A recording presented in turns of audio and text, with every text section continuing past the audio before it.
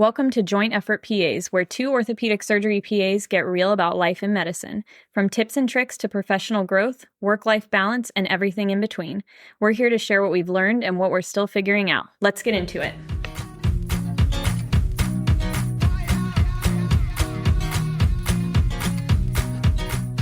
Tales from the OR. Is that what? Yes. That's the name of it. Yes. Yep. So this week, because last week we literally recorded for an hour We did. just talking about the OR, and I had to edit out so much of it because we just couldn't stop talking about it. Obsessed. Yes. So a large majority of what we do involves being in the OR, preparing for the OR, and then talking about our experiences. Mm-hmm. So I think it is fair to say that the OR is a culture, right? So when we are in our roles as PAs, you look forward to the OR days because it is just a completely different dynamic than the patient-provider interaction. So for those of you probably who have been on the patient side and some of those who have been on the provider side, Hannah, go through and tell us who all the players are in an OR. And again, orthopedically speaking. Yes. So typically in our rooms, most days we have the anesthesiologist or the CRNA. Most of the times the CRNA, and there's an anesthesiologist on site working with them. You have your room nurse, circulating nurse, who's basically helping to get the patient prepped and ready, make sure the room is set up, has everything you need. You've got your scrub tech, sometimes multiple, just depending on the type of case. And they are the ones who are sterilely assisting, passing off instruments, making sure that we have all the equipment ready in the right order for the case. You have your rep, depending on the type of case, if you're using equipment from a company. So there's typically a rep there that's working with the surgeon, making sure the steps go as planned.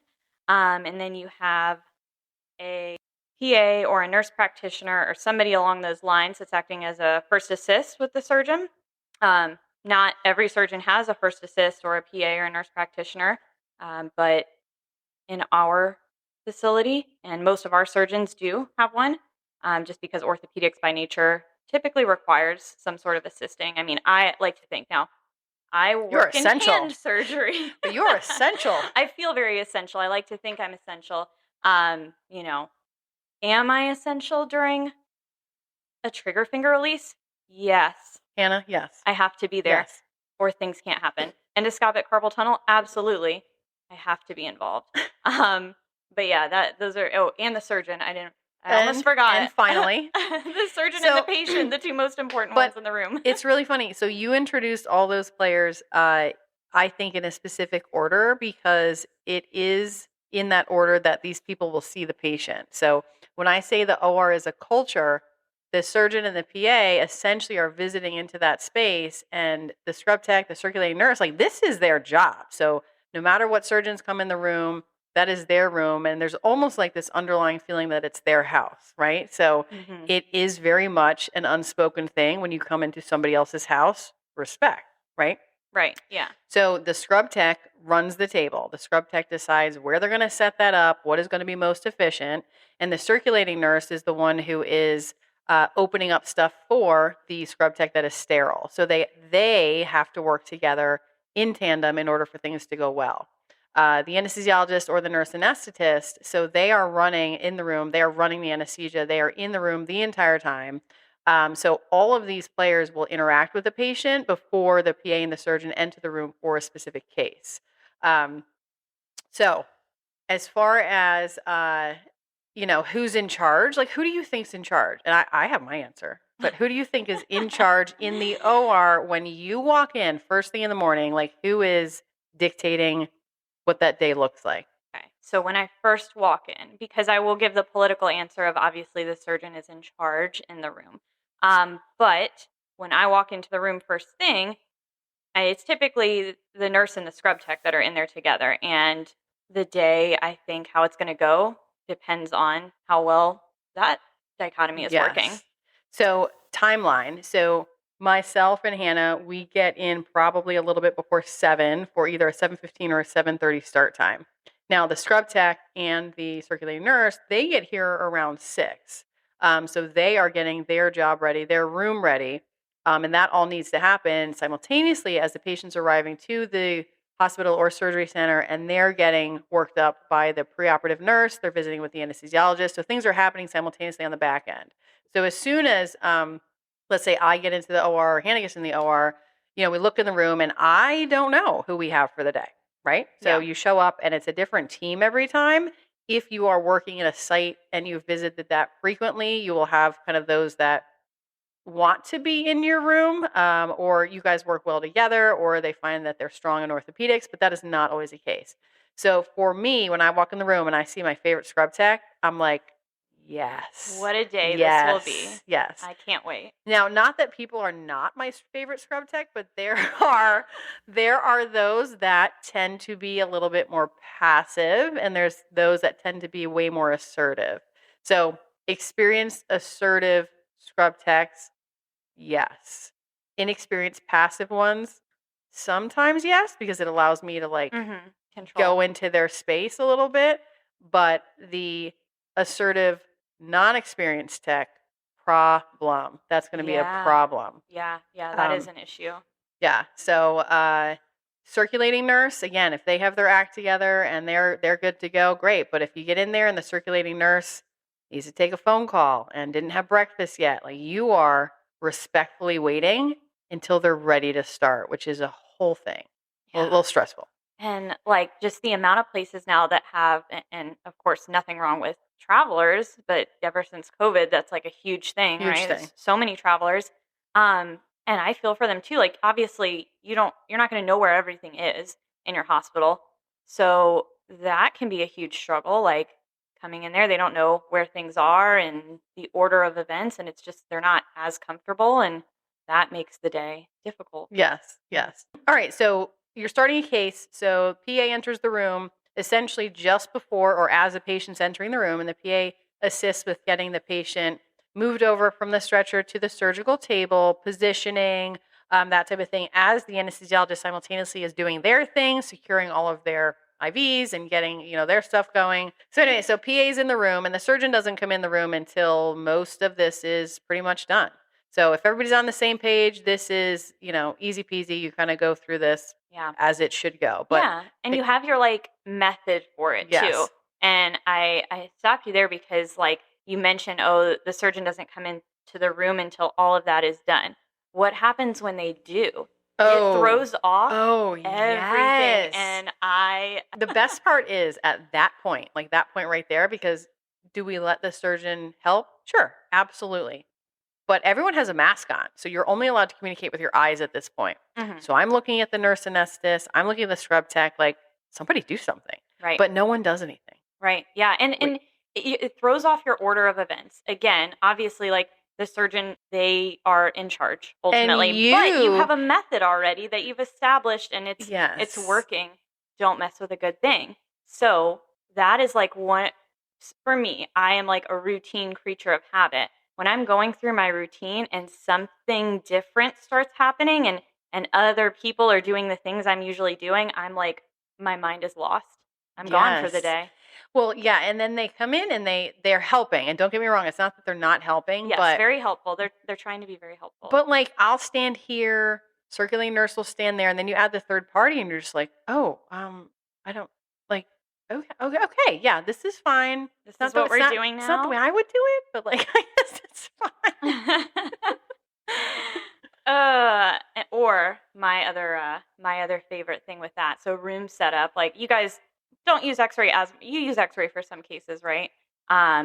Setup wise, you and the captain are typically on the same, standing in the same setup. Yes. Right. So we generally also have the same, he's on one side and I'm on the other, and that is the same 80% of the time. Yeah. And so I have mentally, it's a learned behavior, where is he going to go?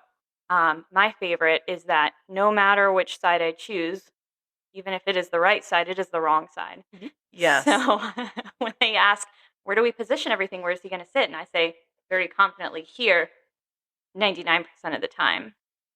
be like, I'm actually not feeling that today. I'm Yes. feeling the other place, and midway through, I'm going to switch back. So it's really funny because the room, if you guys are working with the same team, like the same circulating nurse scrub tech, like everybody looks to the PA to just do all the things. So when the surgeon walks in, he's happy and we know how the day is going to go.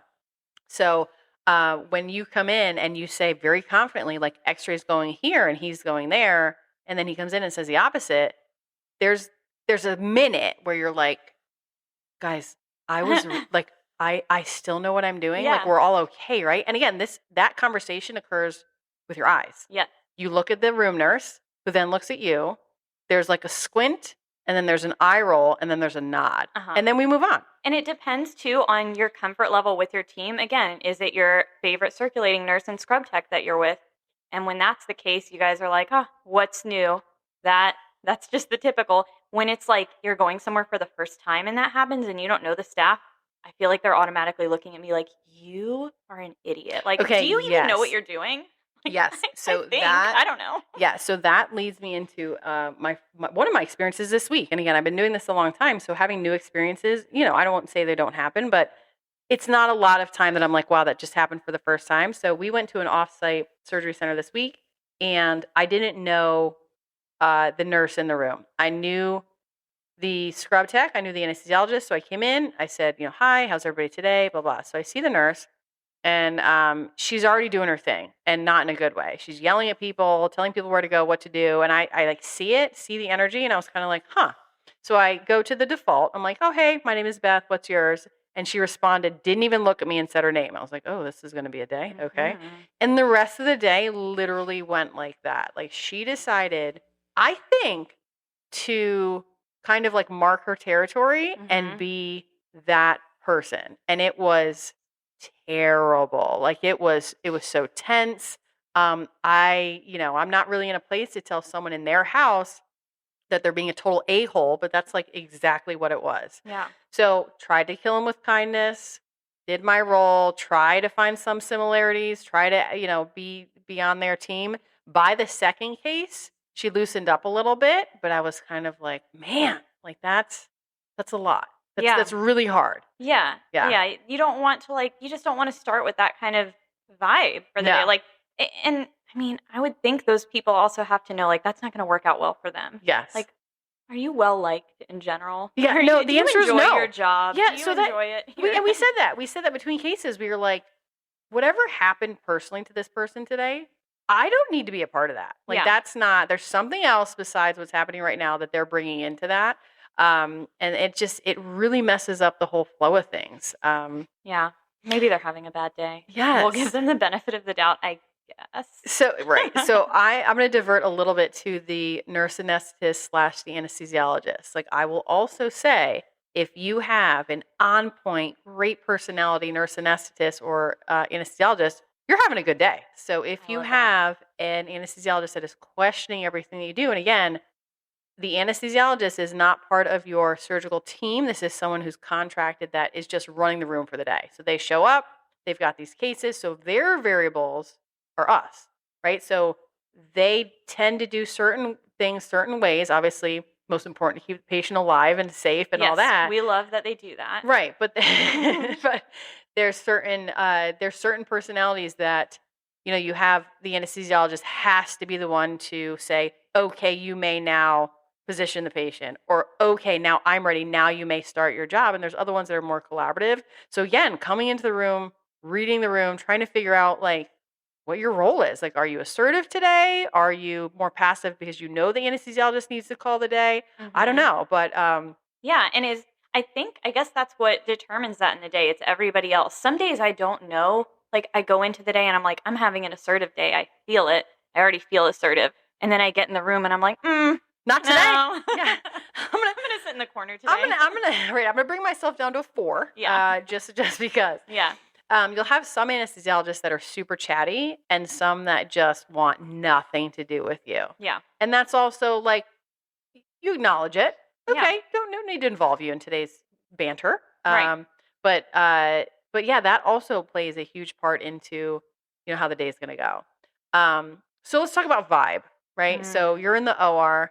is it silent and you just hear suction?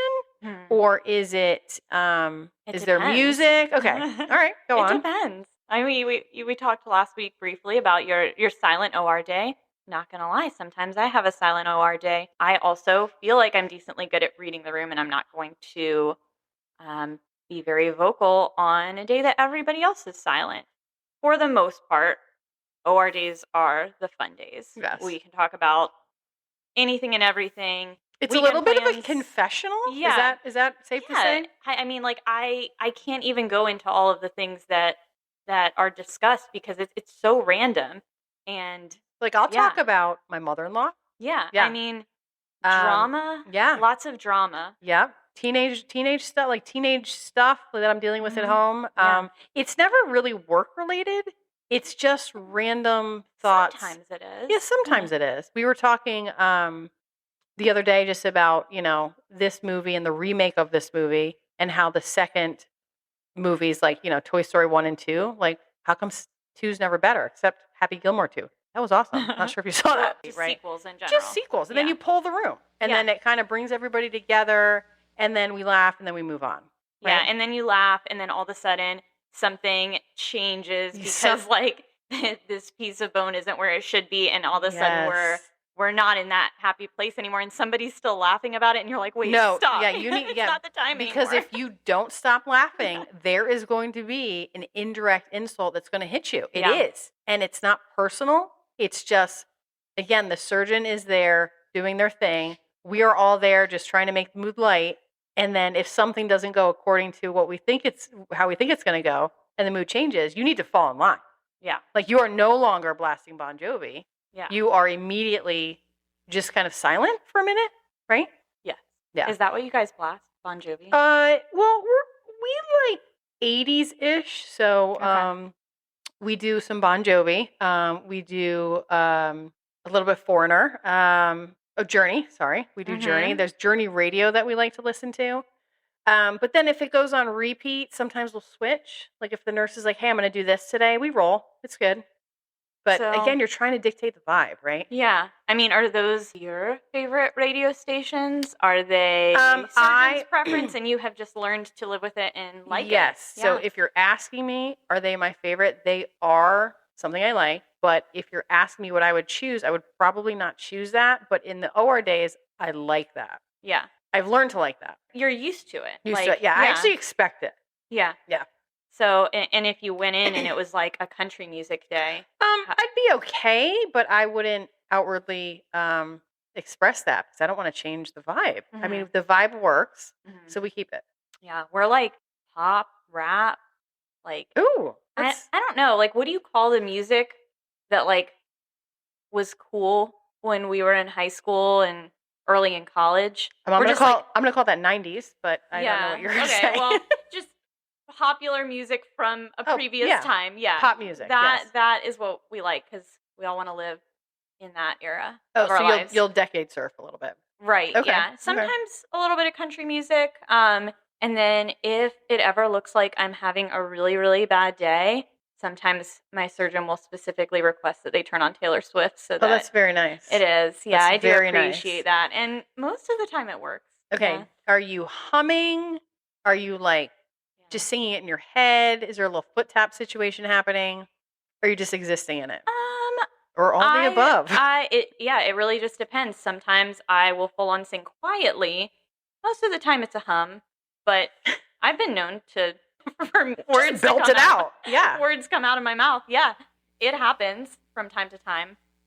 So. Good. Now, we're talking about our experience and a little bit of the vibe in the room and what needs to happen in between us, but let's talk about the patient. So, the patient when they come in the room, they have been given some type of medication that is making them a little bit altered consciousness, but some of them are wide awake. Now, you do a lot of cases that are local, so some of them legit are wide awake. Some of them are totally awake and will never forget anything. Yes. So there is the medicine that we do give to patients that makes them kind of forget after the fact what was said and what they do. So Do you have any specific stories where patients find that moment to like connect and reach out to you? When they're like In the about to fall room, asleep. about to fall asleep, like right at the Yeah. moment where they're kind of like, I need to look at your, again, we have masks on, so Mhm. they recognize you by your eyes Mhm.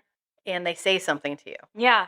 I've had a patient tell me that afterwards they wanted to go out and have drinks with me. Oh, I mean, we didn't, well, but that's the thing. It's yeah. not real though. Yeah. Yeah. Yeah, I know. It's like, In the moment, oh, it is, but like like, I'm honored, yeah, but you're never gonna. it's never going to Yeah, it's never gonna happen. happen. Yeah. But I appreciate the thought. Yeah, and we have had somebody that can sing along to the music that's Yes. playing. Yes. So I mean, we keep people in the majority of our cases. We keep people pretty light in the anesthesia. It's not general for the most part. Yeah. So you could talk. Yeah. Some people can talk. Yeah. I don't know that they really know what they're saying or have any recollection of it, Yeah. but yeah, like full on singing and like knowing the lyrics, that's super impressive. Especially when they're Yeah. medicated. Yeah. Yeah. I've had patients like confess their love. Like, I Yeah. love you. Like, I love you. And I'm like, right back at you. To Like, I'm you here. Oh, yeah. specifically? Yeah. Not like in a weird way, but in a, thank you so much for being here. I'm like, you are welcome. People are generally a lot more nice A lot more in nice. that situation. I've had someone ask me if they're mad at me. Like, are you mad at me that I didn't get better with non-operative care and that I Mhm. had to have surgery? And I'm like, no. And then again, it opens the door for this false, like, you know, I'm answering their question like with real heart, and then they're asleep. I'm like, God damn it. Yeah, that wasn't real. Ah, Oh, they'll never remember that, gosh. right? So you just keep these memories, and It's more real for it's me. more real for me. Do patients ever ask you after the fact when you see them for an appointment, like, "Oh, did I do or say anything embarrassing?" Yes, they do. They ask that all the time. And I don't necessarily think, I think patients think that they have like these confessional moments about like wrongdoings. It's never that. They just are talking about what they're talking about. Like, I had one woman who was telling me, she said, "Oh, I know it, hi Beth, I know it's you. I can see your eyes. I just want to let you know, like, after this, my husband is not going to cook a single meal." And I'm like, huh. Like, that's right on your forefront right Yeah. now that you needed to communicate with me. Yeah, it's And just when more honest. it is, it's more honest. But again, these conversations never continue. So if Yeah. that patient came back in and was like, "Hey, did I say anything weird with their husband next to them?" I'm like, "Nothing. No. No. I just put that in my bank." And I'm like, "No, Yeah, I nothing, would nothing never at tell all." them. No, I I mean, never tell them. the amount of awkward stuff that I say on a daily basis far exceeds anything they're going to say. So, That we're is on a level true. playing field. It's Yeah. fine. Yeah. It makes them feel more human, and also makes you feel more human. Like, wow, I feel a little bit better about myself today. Yeah. I Yeah. think patients also fear that they're going to, quote, wake up during surgery. So I think they try to like tell you last minute things like, if this happens, then this, like, just Mhm. remember, and they'll kind of hold on to these things that they want to say that have been in their mind.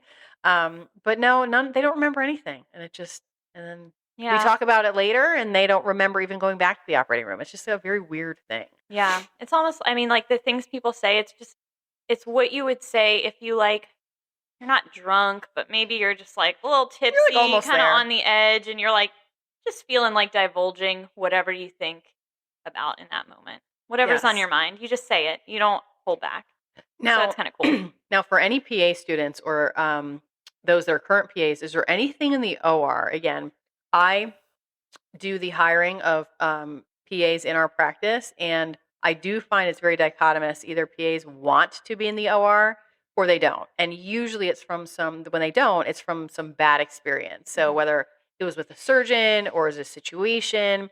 So, Hannah, have you personally ever had some time in the OR that you physically felt like sick? No, actually. Interesting point. I was like making notes to myself, thinking about things to talk about. And one of the things I was going to ask was, have you ever passed out in the OR or anything like that? And I went into it like with that being in my mind. You see it on TV shows and stuff like, oh, medical students and PA students or whatever, you're going to pass out in the OR the first time you see something. And so I was like Yeah, prepared prepared to for that pass to be out. me. Yeah. Yeah. And instead, in my general surgery rotation, well, I had shadowed some ortho surgery first, but I had general first. So there's like a lot of stuff, like some bowels just spilling out Yeah. everywhere. It was a lot. Um, and so I was seeing some things. And every day I would go in and I'm like, this is the day I'm going to pass out in the OR. Or like it would be something crazy and really gross. And I'm like, okay, right now it's about to like, I'm going It's to pass out. gonna go And I down. didn't feel any different. I feel like sometimes I psyched myself out into like forcing myself to feel dizzy. Like I should Like to pass have out right now, right? because you want to have that Yeah. experience. Like, do I need to pass out right now? And then it never happened. And I was like, well, I guess I'm desensitized enough Yeah. that this is Yeah. for me. I've only felt nauseous in the OR when I was just very early pregnant, only doing shoulder replacements. It was something Mm. about the way the shoulder was positioned because it's essentially dislocated and completely externally rotated. And it's very like non anatomical. And all 3 times I was pregnant, it was like cold sweat. I didn't step away or anything, but I had to, in my head, close my eyes, count down from 10. It was the only time. And to the point where the surgeon I was working with on the third one, he was like, "Oh my God, you're pregnant." And I was like, "God damn it." Did you already know you were, or did he? No, it was like I knew I was, but I didn't tell anyone type thing. And I was like, Oh. yeah. But it was only then. Have you ever gotten so fatigued physically? Yes, but never to the point that I've like stopped doing what I'm doing. Yeah.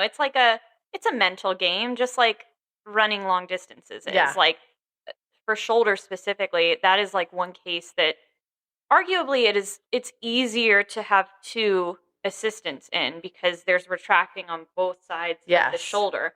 But it's just me. Yeah. And so I do the retracting on both sides and it's a very awkward angle and I don't think I have a rotator cuff left anymore in this arm. I know a guy. Yeah. So I have had some moments where I'm like I don't know that I can do what I'm doing for very much longer and I'm just like Right, but you deep breathing. But you keep going. I keep going Oh, and yeah. it hurts and I'm deep breathing and hoping that whatever step we're in right now is going to go smoothly and finish Yes. very quickly. And if there's like a side comment or like a witty joke that you're supposed to comment on, you don't because No. you're just focusing on pulling and not looking like you're dying. Yeah. Right? I like to not look like I'm dying. Yes. Yeah. And then We people are like, "Are you okay right now?" I'm Oh, like, fine. "I'm fine. Yeah, Everything's absolutely great." fine. Like, "Are you comfortable in this position?" Mhm. So we Never felt better. had physically this one case, and it was removing an IM nail on a girl that had a stress fracture in her teenage years. It was 4 years later, and she was like, "I need this thing out." Oh, yes. Yes. So she had pain, and we're like, "There's no way this thing hurts." So we tried everything. We tried nerve blocks, we tried physical therapy, we tried scraping on her shin, all the things. So finally, we were like, I guess we got to get this thing out. So we brought her back to the operating room. The rep that was there for this hardware removal was not like the rep we always use. So he was there. And again, the vibe was a little bit off, right? So we had a plan. We knew what we were going to do, how to remove it. So again, think of a very long nail in the ground, right? Or a stake in the ground that you just can't get out. Okay. So the surgeon is there and he is literally taking full swings with his hammer, cannot get this thing out. My job is to steady the leg. Okay. So all these hits that are happening, I am physically almost lying on the patient so the leg's not moving. And we're getting nowhere. And the rep is like, "Oh, I've never seen this before." And you're like, "God, And he's just watching why are it you in here? happen, Why are yeah. you in here? You're offering nothing helpful, right?" So everyone in the room, like there's the circulating nurse that's blotting the surgeon's head because he's physically exerting himself. I'm across the table. So the other surgeon that was working in the facility, he came in. So he comes in, he scrubs in, he gives it two hits, 2 blows, and he was like, "Yep, it's not coming out." And we were like, "Oh my God." So there was it was actually a nurse that came into the room and we're like, "Hey man, he's strong. Let's see if he can do this." So he goes to take one swing and I'm holding the leg and he swung so hard and the force of the leg, I literally let out like like it was so embarrassing, but I was not even prepared for that. Like it was so ridiculous. And they were like, "Oh, are you okay?" And I was like, "Yeah, like I'm fine. I was not even prepared for what was going to happen right now." Oh my God. But long story short, like we ended up getting it out. And the comical things is the nurse anesthetist is like, "What is happening down there?" Because there's just a sheet separating them and us. People are walking by the hall, like, "Why are there so many people in that room?" And then for like a week after, the story was like, who got the nail Who got out? the nail Yeah, out? like, Yeah. what? Well, it was Was it loosened. loosened up for you? Yes. No, that was insane. I remember talking to the girl in in the recovery room. And again, at the time, she's like 22. She was like, I feel great. And I'm like, oh, I was like, what? I told None of her. us do. So I told her at post-op, I said, one day you will hear that story. She was like looking at me like I was crazy. And I was like that's, I will remember that girl's name forever. Cause that was kind of a crazy thing. But that was like really Did you embarrassing. try to I take it out? wasn't asked, Hannah. I was not even asked. Like what? Like I wanted to maybe take a swing, but nobody asked me. Nobody let you. Nobody take a swing. let These me. are the moments, though, in my mind. I'm like, I'm gonna be the one. I like, know, I can do this, I and I'm like, know. see, these guys. Like, you know what?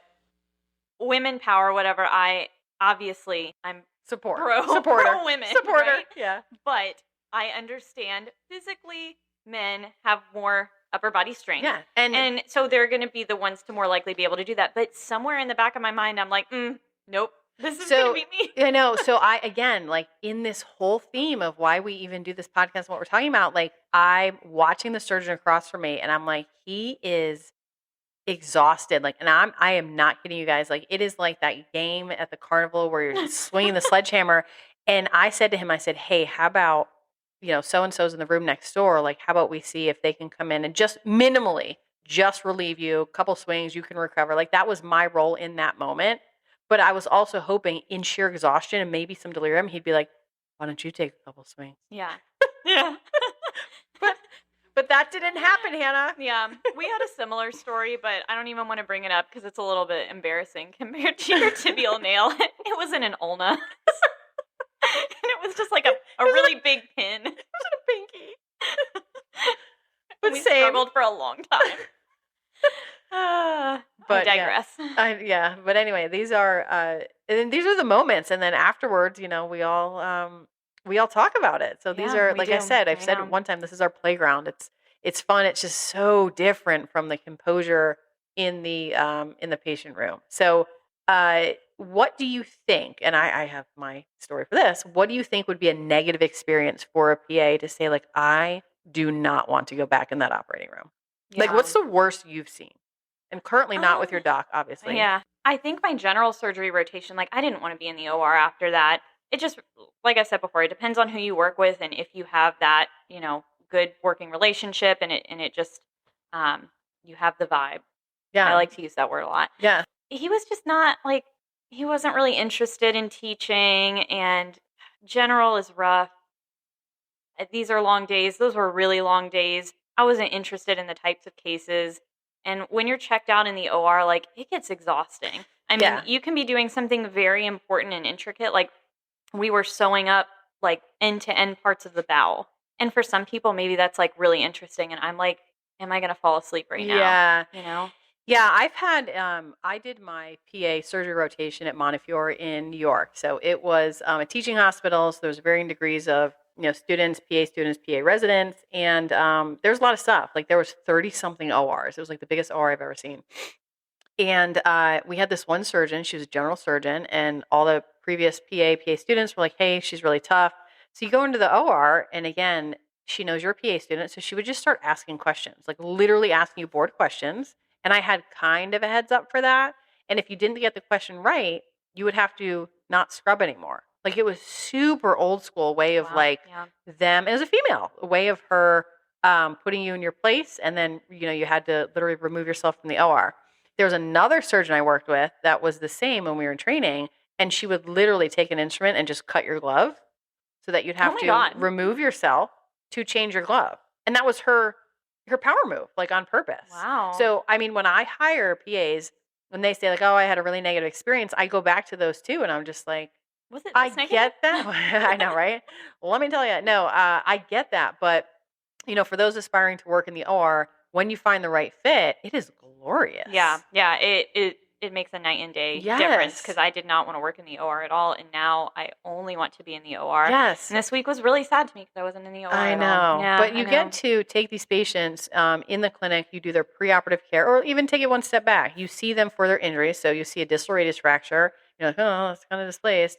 We're going to fix that. You do their preoperative care. You see them day of surgery, and you follow them postoperatively, and you take them to completion. Like, that's huge. I love that. Yeah. So being a part of the actual fix itself, that's a really, really That's a really great feeling, Yeah, I think. yeah. Yeah. And patients love it. They're like, oh my God, you were there? Yeah, They're like, did you not remember that intense, deep personal conversation Yeah. we had? Didn't you see me? Like, we had a whole We conversation. like hugged. No. Jeez.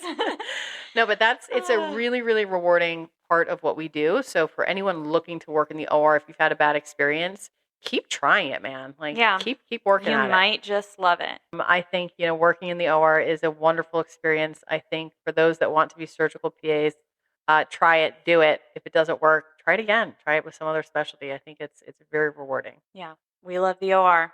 That's it for this week. Yes. We will chat about something. I think Different next than week we're going to next week we're going to focus on hopefully qualities of good PA and not so good PA. So how to not suck. How to not suck. That's what we'll call it. Well, that can be the title. All right. Yeah. Till next week. All right. Thanks, bye. guys.